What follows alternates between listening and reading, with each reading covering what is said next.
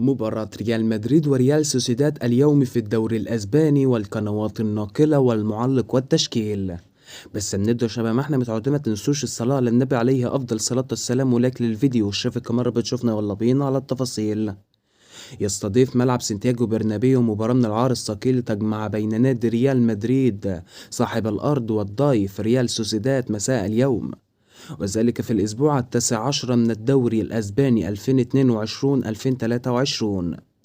وهذه المباراة ليست بالضعيفة لريال مدريد بل قوية، لأن ريال مدريد هو ثاني جدول ترتيب الدوري الأسباني، ويأتي خلفه ريال سوسيداد في المركز الثالث، ويقدم ريال سوسيداد موسم رائعا حتى الآن. فيدخل نادي ريال مدريد هذه المباراة ولا بديل عن الفوز وأخذ الثلاث نقاط لحفاظه على المركز الثاني ومنافسة برشلونة على لقبه الأخير. فبعد فوز نادي برشلونة بالأمس على نادي جيرونا بهدف مقابل لا شيء، انفرد بصدارة جدول ترتيب الدوري الأسباني بفارق 6 نقاط عن نادي ريال مدريد، ولكنه متقدم بمباراة. فهل تكون مباراة مهمة جدا لريال سوسيداد ويحقق نتيجة إيجابية أمام ريال مدريد وتكملة النتائج الإيجابية الأخيرة، أم يكسر ريال مدريد هذه النتائج الإيجابية لنادي ريال سوسيداد؟ مع العلم بأن آخر 5 مباريات جمعت ريال مدريد بريال سوسيداد، فاز الريال في 3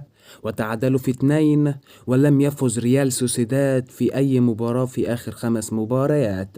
مشاهدينا الكرام، قبل الموعد والتوقيت والتشكيل ما تنسوش تتوقعوا نتيجة المباراة أسفل التعليقات.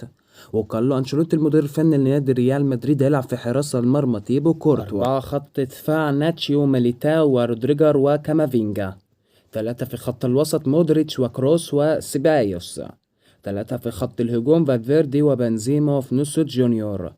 والمباراة هتكون اليوم الأحد الموافق 29 يناير 2023 29/1/2023، وتنقل المباراة عبر قناة بين سبورت 1 بريميوم بصوت المعلق عصام الشوالي.